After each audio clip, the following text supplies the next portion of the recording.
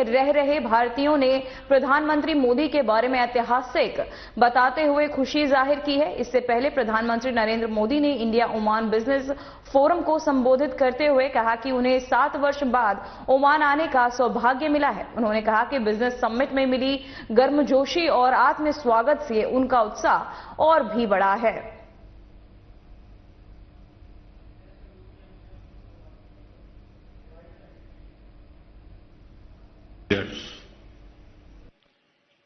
देवी और सज्जनों, नमस्कार। मुझे 7 वर्ष बाद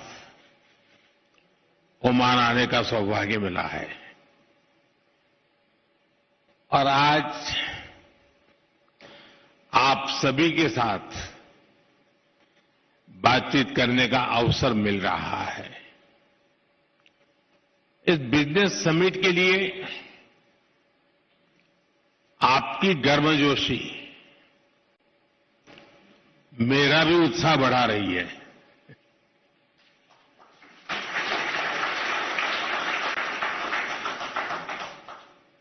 आज की यह समिट भारत ओमान पार्टनरशिप को नई दिशा देगी, नई गति देगी और नई बुलंदियों तक पहुंचने में मदद करेगी। और इसमें आप सभी का बहुत बड़ा रोल है। फ्रेंड्स, आप भारत और ओमान के बिजनेस हमारे ट्रेड को रिप्रेजेंट करते हैं। आप उस विरासत के वारिस हैं जिसका सदियों का एक समृद्ध इतिहास रहा है। सभ्यता के आरंभ से ही हमारे पूर्वज एक दूसरे के साथ मैरीटाइम ट्रेड कर रहे थे। अक्सर कहा जाता है कि समंदर के 2 किनारे बहुत दूर होते हैं, लेकिन मांडवी और मस्कत के बीच अरब सागर एक मजबूत ब्रिज बना है। एक ऐसा ब्रिज जिसने हमारे रिश्तों को मजबूत किया, कल्चर और इकोनॉमी को ताकत दी। हम विश्वास के साथ कह सकते हैं कि समंदर की लहरें बदलती है, मौसम बदलते हैं, लेकिन भारत ओमान की दोस्ती हर मौसम में और मजबूत होती है और हर लहर के साथ नई ऊंचाई होती है।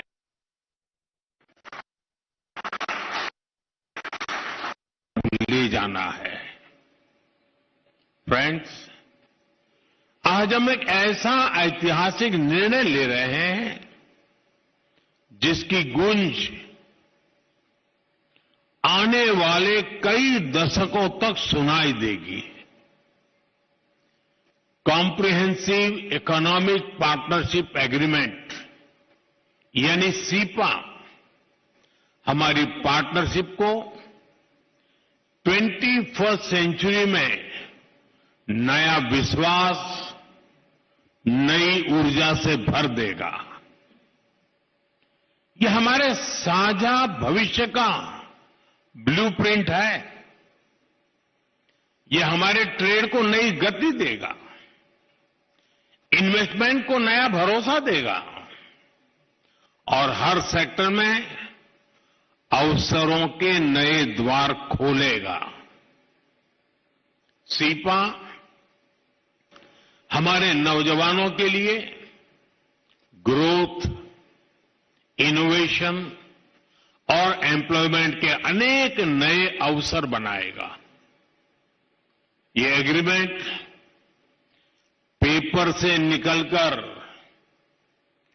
परफॉर्मेंस में बदले, इसमें आप सभी की भूमिका बहुत बड़ी है, क्योंकि जब पॉलिसी और एंटरप्राइज एक साथ चलते हैं तभी पार्टनरशिप नया इतिहास बनाती है।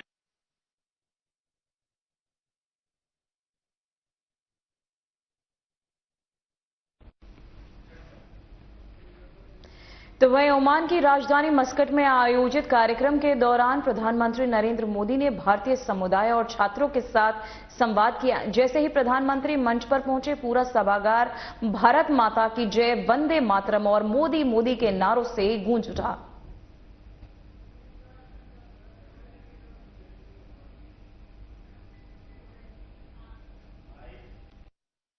अब दिवाली का दिया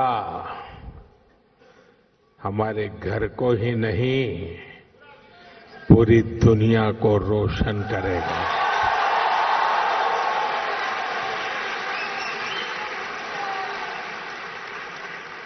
ये दुनिया भर में बसे प्रत्येक भारतीय के लिए गर्व का विषय है। दिवाली की यह वैश्विक पहचान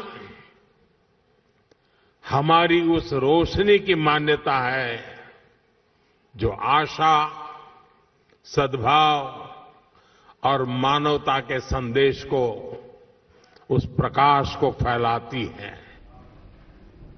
तो वहीं रक्षा मंत्री राजनाथ सिंह ने दिल्ली में आयोजित भारतीय वायु सेना कमांडर्स कॉन्क्लेव को संबोधित किया। इस दौरान उन्होंने रक्षा क्षेत्र में आत्मनिर्भरता पर जोर देते हुए कहा कि मजबूत और आत्मनिर्भर रक्षा व्यवस्था ही देश की सुरक्षा और रणनीतिक क्षमता को नई ऊंचाइयों तक ले जा सकती है। कॉन्क्लेव में वायु सेना के वरिष्ठ अधिकारी, कमांडर और रक्षा विशेषज्ञ मौजूद रहे, जहां राष्ट्रीय सुरक्षा, भविष्य की चुनौतियों और रक्षा तैयारियों पर विस्तृत चर्चा की गई।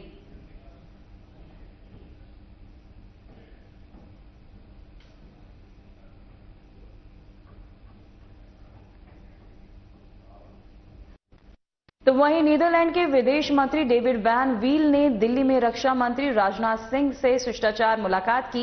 इस दौरान दोनों नेताओं के बीच भारत नीदरलैंड द्विपक्षीय संबंधों को और मजबूत करने पर चर्चा हुई। बैठक में रक्षा सहयोग, रणनीति साझेदारी, सुरक्षा मामलों और आपसी हितों से जुड़े विभिन्न विषयों पर विचार विमर्श भी किया गया।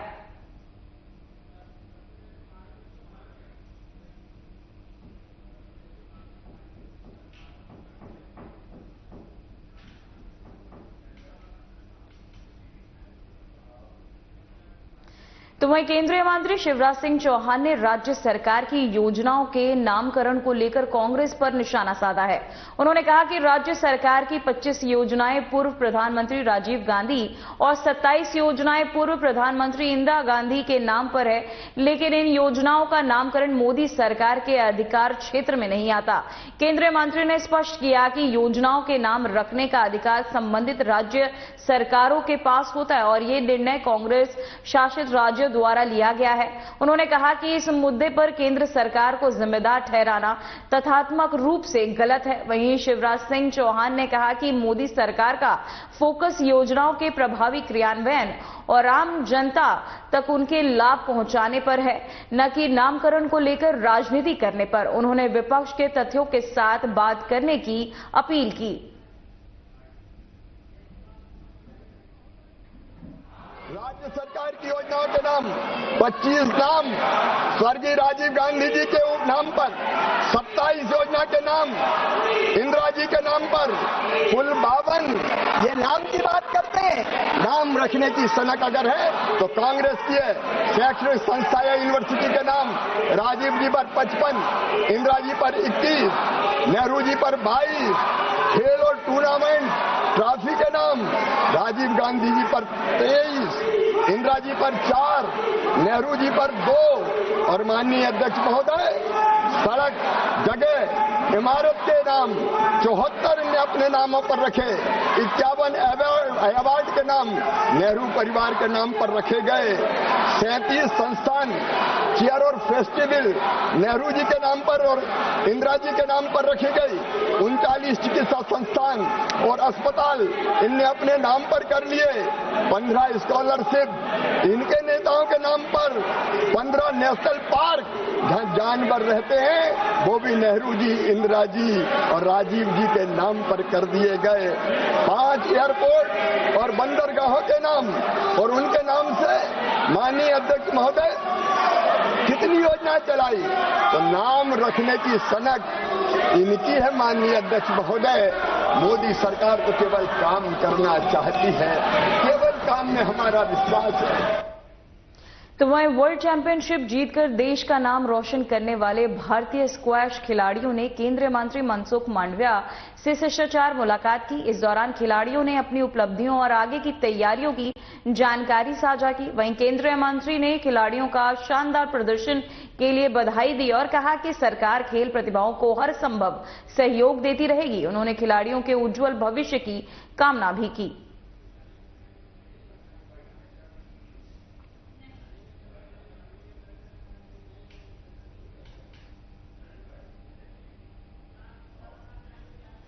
तो वहीं हरियाणा विधानसभा के शीतकालीन सत्र के पहले दिन मुख्यमंत्री नायब सिंह सैनी ने शोक प्रस्ताव के माध्यम से दिवंगत विभूतियों को श्रद्धांजलि दी।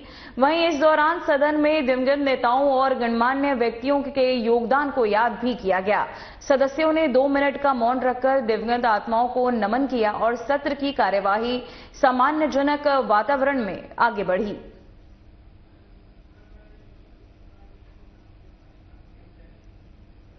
शोक प्रस्ताव नंबर 1, श्री शिवराज कौशल, मिजोरम के भूतपूर्व राज्यपाल। यह सदन श्री शिवराज कौशल के 4 दिसंबर 2025 को हुए दुखद निधन पर गहरा शोक प्रकट करता है। उनका जन्म 12 जुलाई 1952 को हुआ। वे वर्ष 1998-2004 के दौरान राज्यसभा के सदस्य रहे। उन्होंने 1990-1993 के दौरान मिजोरम के राज्यपाल पद को सुशोभित किया। यह पद ग्रहण करने वाले वे अब तक के सबसे युवा व्यक्ति थे। उन्होंने विधि व्यवसाय में एक प्रख्यात अधिवक्ता के रूप में उच्च प्रतिष्ठा अर्जित की और वे अपने स्पष्ट चिंतन, विधि कौशल तथा न्याय के प्रति अटूट निष्ठा के लिए सर्वत्र सम्मानित रहे। उनकी मिजोरम शांति समझौता 1986 तथा नागालैंड शांति वार्ताओं में महत्वपूर्ण भूमिका रही। उनके निधन से देश एक प्रखर राजनेता एवं कुशल प्रशासक की सेवाओं से वंचित हो गया है।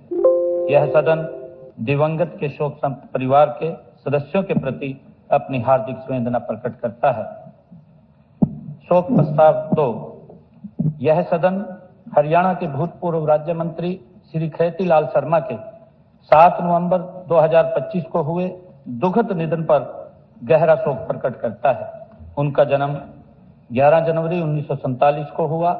वे वर्ष 1991 तथा 2005 में हरियाणा विधानसभा के सदस्य चुने गए तथा वर्ष 1994-96 के दौरान राज्य में मंत्री रहे। तो वहीं global football icon Lionel Messi ने 16 दिसंबर को वनतारा के विशाल कंजर्वेशन इकोसिस्टम का गाइडेड टूर किया। इस दौरान उन्होंने यहां संरक्षित बिग कैट, हाथियों, शाकाहारी जानवरों, रेप्टाइलों और दुनिया भर से लाए गए छोटे जीवों को करीब से देखा। मेसी ने वन्यजीव संरक्षण के प्रयासों की सराहना की और इस पहल को प्रकृति संरक्षण की दिशा में अहम बताया।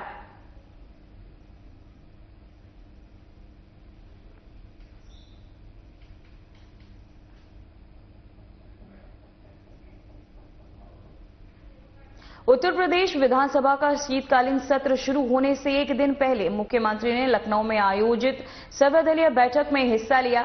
इस बैठक में विधानसभा सत्र के सुचारू संचालन, सदन की कार्यवाही और विभिन्न दलों के बीच समन्वय को लेकर चर्चा की गई।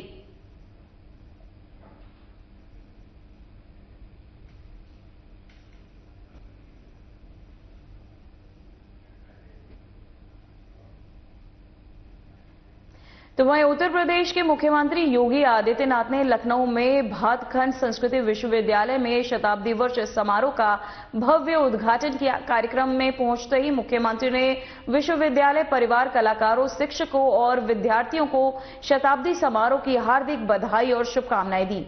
तो वहीं उद्घाटन समारोह को संबोधित करते हुए मुख्यमंत्री योगी आदित्यनाथ ने कहा कि भातखंड संस्कृति विश्वविद्यालय का शताब्दी वर्ष केवल एक वर्ष नहीं, एक औपचारिक उपलब्धि नहीं है, बल्कि ये भारत की सांस्कृतिक चेतना, समर्पण और राष्ट्रीय भावना का प्रतीक भी है। वहीं समारोह में बड़ी संख्या में कलाकार, शिक्षाविद, छात्र और गणमान्य अतिथि मौजूद रहे।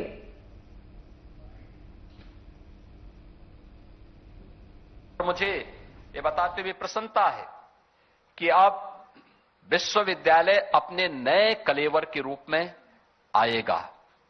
अब तक एक सामान्य अब 1926 में जब यह भातखंडे संगीत का एक छोटा सा केंद्र था, उस समय की आवश्यकता के अनुरूप वह सुविधाएं थीं, उस समय के लिए पर्याप्त थी।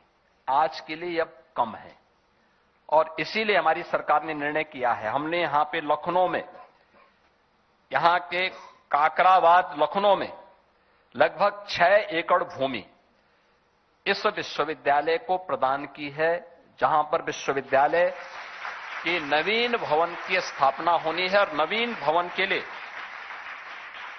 मैं चाहूंगा कि विश्वविद्यालय भी और पर्यटन और संस्कृति विभाग भी इस बात को सुनिश्चित करें कि जो भी बने वह वैश्विक यानी ग्लोबल स्टैंडर्ड का होना चाहिए, वैश्विक मानक का होना चाहिए, जिसमें आधुनिक और समग्र परिसर सुविधाएं उस एक परिसर में उपलब्ध हो सकें। शिक्षा भी, शोध भी, साधना भी, सांस्कृतिक प्रस्तुति के लिए भी यह एक अच्छा कार्य वहां पे होना चाहिए। ऑडिटोरियम ये बना है, लेकिन मेरा मानना है कम से कम 2 ऑडिटोरियम होने चाहिए। एक छोटा हो 200-250 की प्रस्तुति के लिए, और एक बड़ा होना चाहिए 1000, 1200, 1500 बच्चों के लिए कार्यक्रम के लिए, बड़ी प्रस्तुति के लिए ऑडिटोरियम होना चाहिए। ओपन थिएटर होना चाहिए जहां पे किसी अच्छे उस पर वहां के बच्चे अपनी प्रस्तुति वहां पर दे सके। अन्य विशिष्ट महानुभाव, विश्वविद्यालय के हमारे सभी यहां के शिक्षकगण और प्यारे बच्चों, मैं सबसे पहले भातखंडे संस्कृति विश्वविद्यालय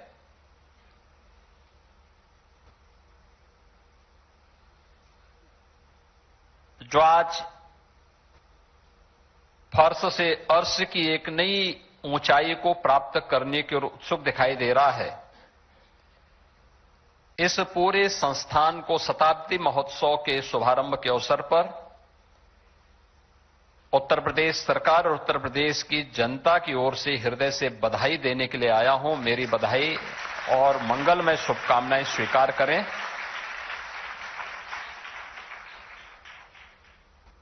यह शताब्दी महोत्सव का शुभारंभ ये केवल एक शताब्दी महोत्सव की एक औपचारिकता नहीं है, बल्कि ये भारत की उस सांस्कृतिक चेतना, साधना और राष्ट्रबोध का क्षण है जिसने पीढ़ी दर पीढ़ी भारत की सांस्कृतिक चेतना को, उसके स्वर को, उसके लय को और उसके संस्कार को एक नई पहचान दी है। उत्तराखंड के मुख्यमंत्री पुष्कर सिंह धामी ने देहरादून में गढ़ी कैंट स्थित हिमालयन सांस्कृतिक केंद्र में आयोजित विश्व अल्पसंख्यक अधिकार दिवस कार्यक्रम में शिरकत की। इस दौरान आपको बताते चले कार्यक्रम में कई लोग उपस्थित रहे। इस अवसर पर मुख्यमंत्री ने अल्पसंख्यक समुदाय के अधिकारों, सम्मान और सामाजिक समावेशन के महत्व पर भी प्रकाश डाला।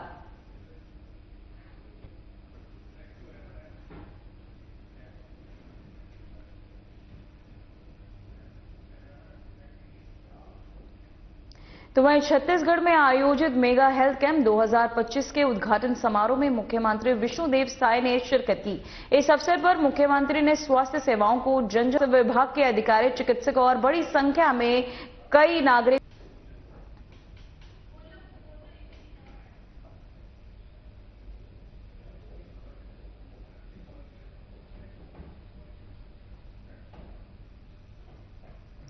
तो वहीं प्रदूषण के खिलाफ दिल्ली में सख्त नियम लागू किया जा रहा है। बिना पीयूसीसी के दिल्ली में अब नहीं मिलेगा पेट्रोल और डीजल। वहीं BS6 वाहनों की ही अब एंट्री होगी। वहीं दिल्ली में रजिस्ट्रेशन वाली गाड़ियों को नियम में छूट दी जाएगी। तो वहीं आपको बता दें, अब दिल्ली में पीयूसीसी के बिना एंट्री नहीं होगी। दिल्ली में बढ़ते वायु प्रदूषण पर नियंत्रण के लिए ये नियम लागू किए गए हैं।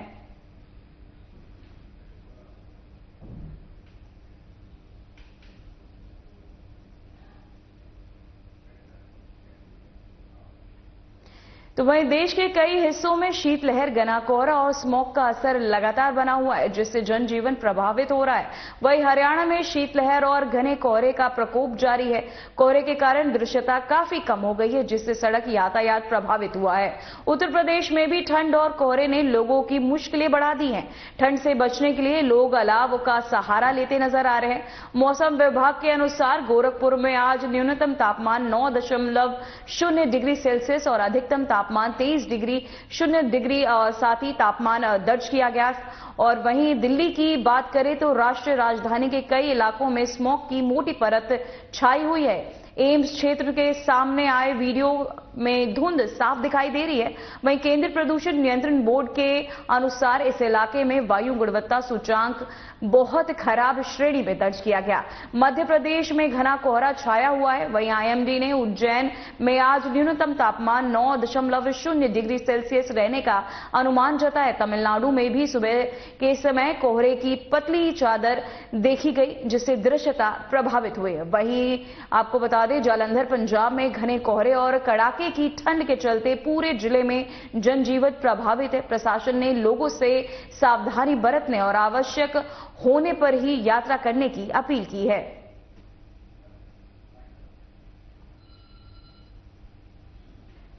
फिलहाल बुलेटिन में इतना ही। मुझे दीजिए इजाजत। नमस्कार।